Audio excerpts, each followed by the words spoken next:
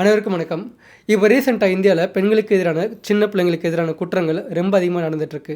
அதில் இப்போது தமிழ்நாட்டில் பீக்கில் போயிட்டுருக்கு. இதுக்கு கவர்மெண்ட்டையோ இல்லைன்னா சட்டம் ஒழுங்கு சரியில்லை அப்படின்னு சொல்ல முடியாது.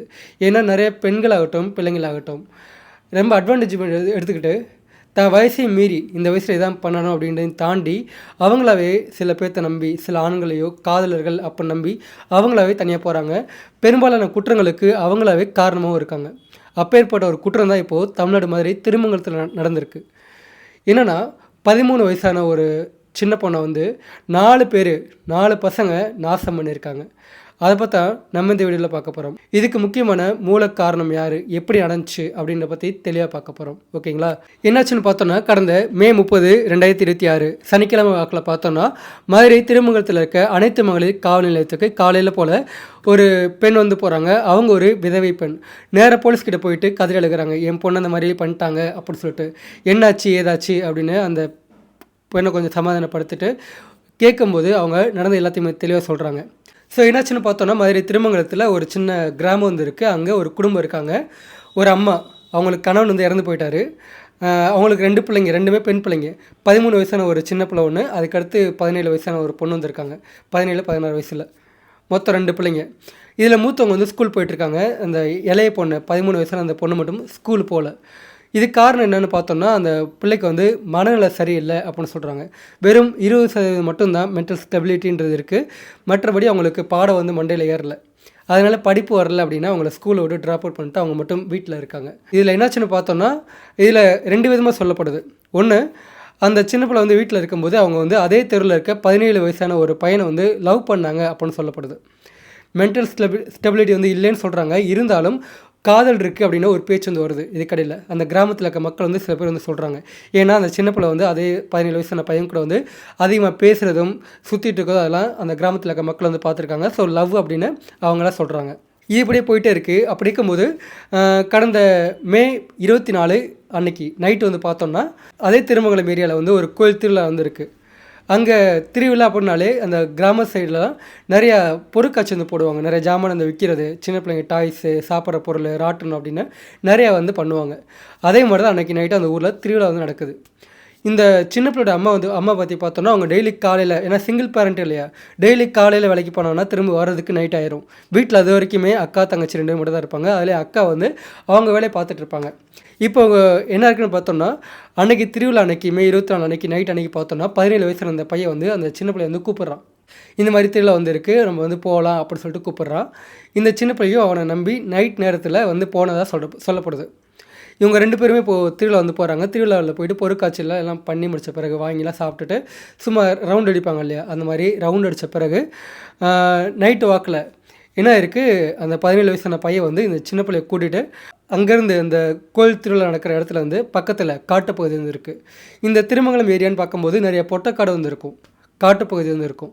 அந்த காட்டுக்குள்ளே இந்த சின்ன பிள்ளையை கூட்டிகிட்டு போகிறான். அந்த 13 வயசான பிள்ளையை அப்படி கூட்டி போகிறதுக்கு உண்டான காரணம் என்ன அப்படின்னு பார்த்தோம்னா, இவனுக்கு 3 ஃப்ரெண்ட்ஸ் இருக்காங்க.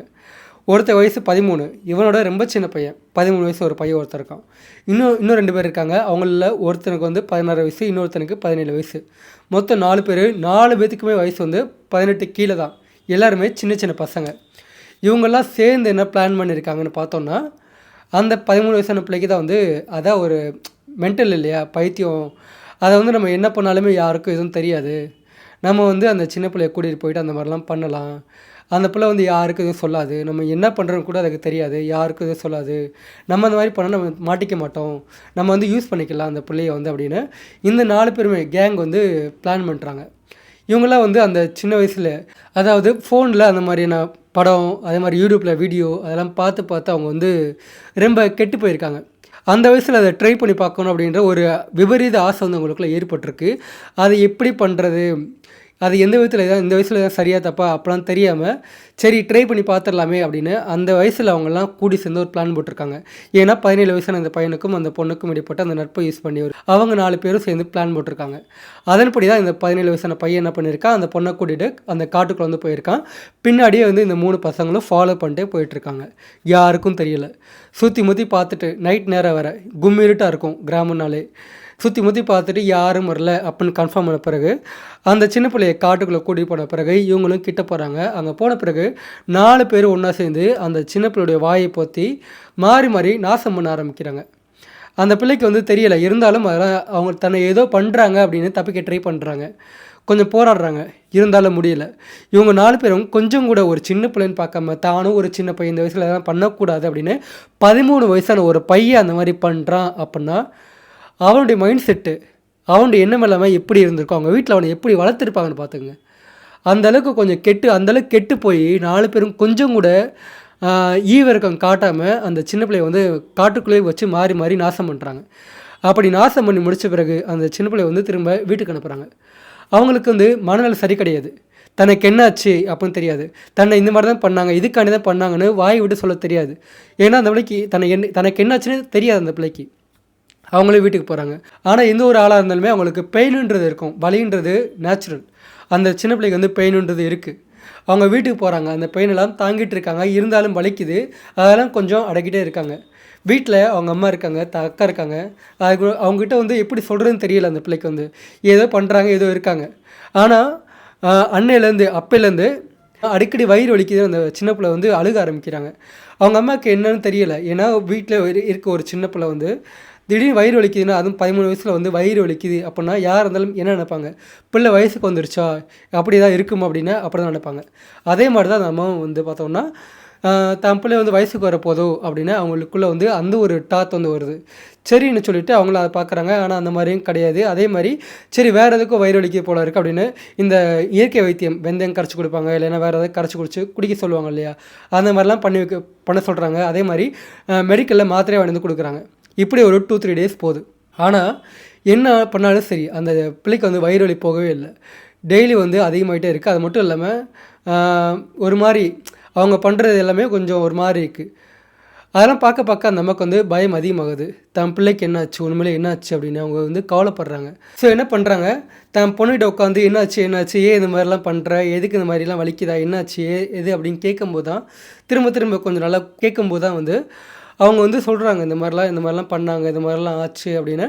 தன்னால் எவ்வளோ தூரம் தெளிவாக சொல்ல முடியுமோ, முழுசாக சொல்ல முடியல, இருந்தாலும் தன்னால் எவ்வளோ தூரம் சொல்ல முடியுமோ அவ்வளோ தூரம் வந்து சொல்கிறாங்க. அதை கேட்ட பிறகு தான் தான் பொண்ணு இந்த மாதிரிலாம் பண்ணியிருக்காங்க அப்படின்ற விஷயமே வந்து தன் அம்மாவுக்கு வந்து தெரியும், அந்த அம்மாவுக்கு வந்து தெரிய வருது. அதை கேட்ட உடனே அவங்களும் அழுகிறாங்க. அந்த பாவிங்களை வந்து சும்மா விடக்கூடாது, அவங்களுக்கு தண்டனை கிடச்சே ஆகணும், அவங்கள ஏதாவது பண்ணியே ஆகணும் அப்படின்னு என்ன பண்ணுறாங்க, தான் சொந்தக்காரங்களுக்கு கூப்பிட்டு சொல்லிவிட்டு அவங்க கூட ஒன்றா சேர்ந்து டேரெக்டாக கரெக்டாக மே 31, 2026 காலையில் 10 மணிக்கு போலலாம் அனைத்து மகளிர் காவல் நிலையம் திருமங்கலத்தில் இருக்குது, அங்கே வந்து போகிறாங்க. தான் பொண்ணுக்கு நல்லா ஆச்சு, தான் பொண்ணு என்ன சொன்னால் எந்த மாதிரி பண்ணிகிட்ருக்கா அப்படின்னு எல்லாத்தையுமே தெளிவாக சொல்ல ஆரம்பிக்கிறாங்க. இதெல்லாம் கேட்ட பிறகு போலீஸ் என்ன பண்ணுறாங்க, டேரெக்டாக அந்த பொண்ணை கூட்டிகிட்டு அரசு மருத்துவமனைக்கு போயிட்டு செக் பண்ணுறாங்க. செக் பண்ணும்போது இந்த மாதிரிலாம் ஆயிருக்கு அப்படின்னு கன்ஃபார்ம் ஆகுது. டாக்டர்ஸ் கன்ஃபார்ம் பண்ணுறாங்க. அதன்படி யார் என்ன அப்படின்னு என்கொயரி பண்ணும்போது தான் அந்த 4 பேர்த்துடைய பேர் வந்து வெளியே வருது, யாரெல்லாம் அந்த மாதிரி பண்ணாங்க அப்படின்னு. அந்த கிராமத்துக்காரங்க சொல்கிறாங்க, இந்த 4 பசங்களும் அந்த மாதிரி சுற்றிட்டு இருந்தாங்க, இந்த பையன் வந்து பேசிகிட்டு இருந்தா, இவங்க கூட தான் போச்சு அப்படி இப்படின்னு. ஏன்னா அந்த கிராமத்தில் ஆட்களும் ஆரம்பத்தில் வந்து சின்ன பிள்ளை மனநிலை சரியில்லை, ஒரு பையன் கூட பேசுது அப்படின்னாலே சும்மா நார்மலாக பேசுகிறாங்கப்பா, அண்ணன் தம்பி அந்த மாதிரி பேசுவாங்க, இல்லைன்னா ஃப்ரெண்டு அந்த மாதிரி பேசுவாங்கன்னு சொல்லிட்டு ஆரம்பத்தில் நார்மலாக விட்டாங்க. இந்த மாதிரிலாம் பண்ணுவான்னு அவங்க எதிர்பார்க்கவே இல்லை. இப்போது இந்த மாதிரி ஆச்சு அப்படின்னு தெரிஞ்ச உடனே இவன் தான் பண்ணியிருக்கணும் அப்படின்னு அவங்களுக்கும் நல்லா தெரிஞ்சு போகுது. ஸோ இவங்க தான் சுற்றுனாங்க, இவங்க தான் பண்ணியிருப்பாங்கன்னு சொல்லிட்டு எல்லாருமே சொல்லிடுறாங்க, பேரை சொல்லிடுறாங்க. போலீஸ் உடனே போயிட்டு அந்த குறிப்பிட்ட 4 பேர்த்தையுமே சின்ன பசங்க எல்லாத்தையுமே கைது பண்ணி என்கொயரி பண்ண ஆரம்பிக்கிறாங்க. என்கொயரி பண்ணிட்டு கேட்கும்போது தான் 4 பேரும் உண்மையை சொல்கிறாங்க. அவங்க சொல்கிறத கேட்கும்போது அப்படி ஆடி போகிறாங்க. ஏன்னா இந்த சின்ன வயசில் அந்த ஒரு காரியத்தை பண்ணியிருக்காங்க. 13 வயசில் ஒருத்தவங்க பண்ணியிருக்கான்னா கொஞ்சம் நினச்சி பாருங்கள், உங்கள் வீட்டில் 13 வயசில் ஒரு பையன் இருக்கா அப்படின்னா அந்த மாதிரிலாம் பண்ணியிருப்பாங்க. கொஞ்சம் நினச்சி பார்த்துருப்பீங்களா, நீங்கள் நினச்சி பார்ப்பீங்களா? அப்பேற்பட்ட கொடூரமான ஒரு கேவலமான காரியத்தை தான் அந்த பசங்க வந்து பண்ணியிருக்காங்க. அதெல்லாம் தெரிஞ்ச பிறகு அந்த பேரண்ட்ஸும் சரி அசிங்கப்பட்டு போகிறாங்க. இதுக்கெல்லாம் முக்கியமான காரணம் கூட அவங்க தான். தான் பிள்ளைங்களை அந்த அளவுக்கு அந்த சின்ன வயசில் தவறான பாதையில் வளர்த்ததும் அவங்க தான் காரணம். அதுக்கு சொல்லப்போனால் போலீஸ் அந்த 4 பேர்த்தையும் கைது பண்ணுறாங்க. என்கொயரியில் உண்மையும் தெரிய வருது. எல்லாத்தையுமே மதுரையில் இருக்க சிறுவர் சீர்திருத்த பள்ளியில் வந்து சேர்த்துடுறாங்க உண்மையும் தெரிஞ்ச பிறகு. அதே மாதிரி அந்த பொண்ணுக்கும் சிகிச்சை கொடுத்து இப்போ வந்து அரசு காப்பகத்தில் இருக்காங்க. டாக்டர் கன்சல்ட்லாம் முடித்த பிறகு சைக்காட்டிக் ட்ரீட்மெண்ட்லாம் கொடுத்த பிறகு திரும்ப வீட்டுக்கு அனுப்பி சொல்லியிருக்காங்க. ஸோ ஓவராலாக இந்த விஷயத்தெலாம் வச்சு பார்க்கும்போது ஒரு விஷயத்தை மட்டும் நல்லா தெரிஞ்சுக்கணும், கூட இருக்க பசங்க இல்லை பக்கத்து வீட்டு பசங்க தெரிஞ்சவங்க அப்படின்னு யாராக இருந்தாலும் அக்கான்னு சொல்லி பேசுகிறான், தங்கச்சின்னு சொல்லி பேசுகிறான், இல்லை ரொம்ப தெரிஞ்ச பையன் தான், ரொம்ப நல்ல பையன் அப்படின்னு உங்களுக்கு எவ்வளோ தூரம் தெரியுமோ அவ்வளோ தூரம் நீங்களே நினச்சிக்கிட்டீங்க. அவன் எதுவும் பண்ண மாட்டான்ப்பா, என் பையன் வந்து என் பொண்ணு வந்து அந்த பையன்கிட்ட சேஃபாக தான்ப்பா இருக்கும் அப்படின்னு நீங்களே நினச்சிக்கிட்டா அது ரொம்ப ரொம்ப தவறான ஒரு செயல், அது ரொம்ப ரொம்ப தவறான ஒரு முடிவு. ஏன்னா யாரோட மனசுக்குள்ளே என்ன இருக்குன்னு யாருக்கும் தெரியாது. ஏன்னா இந்த கேஸ்லாம் பார்க்கும்போது 13 வயசான பையன் அந்த மாதிரி பண்ணுவான்னா அப்படின்னு யாரும் எதிர்பார்த்துருக்க மாட்டாங்க. ஆனால் அது நடந்திருக்கு. அந்தளவுக்கு உலகம் கெட்டு போயிருக்கு, மாறி போயிருக்கு. ஸோ அதனால் சொல்கிறேன், யாரையுமே நம்பாதீங்க. அதுலேயும் குறிப்பாக பொம்பளை பிள்ளை விஷயத்தில், மகள் விஷயத்தில் யாரையுமே நம்பாதீங்க. இன்னொரு முக்கியமான விஷயம், இதில் நம்பாதீங்க நீங்கள் தான் சேஃபாக இருக்கணும் அப்படின்றத தாண்டி, அதே வீட்டில் உங்கள் வீட்டில் பெண் பிள்ளைங்க இருந்துச்சுன்னா அதே வீட்டில் ஆம்பளை பிள்ளைங்களும் இருப்பாங்க. அப்படி ஆம்பளை பிள்ளைங்க இருக்கும்போது அவங்ககிட்ட சொல்லி வளங்க. உங்கள் வீட்டில் உனக்கு ஒரு அம்மா இருக்காடா, உனக்கு ஒரு அக்கா இருக்கா, உனக்கு ஒரு தங்கச்சி இருக்கா, அவளும் ஒரு பொம்பளை தான், அவளும் ஒரு பெண்ணு தான். மற்றவங்களும் ஒரு பெண்ணுனா உங்கள் அக்கா எந்த மாதிரியோ அதே மாதிரி தான் அவங்களும். உங்கள் அக்கா வந்து எந்த கண்ணோட்டத்தில் பார்க்குறியோ அதே மாதிரி தான் அந்த கண்ணோட்டத்தில் தான் அவங்களையும் பார்க்கணும்.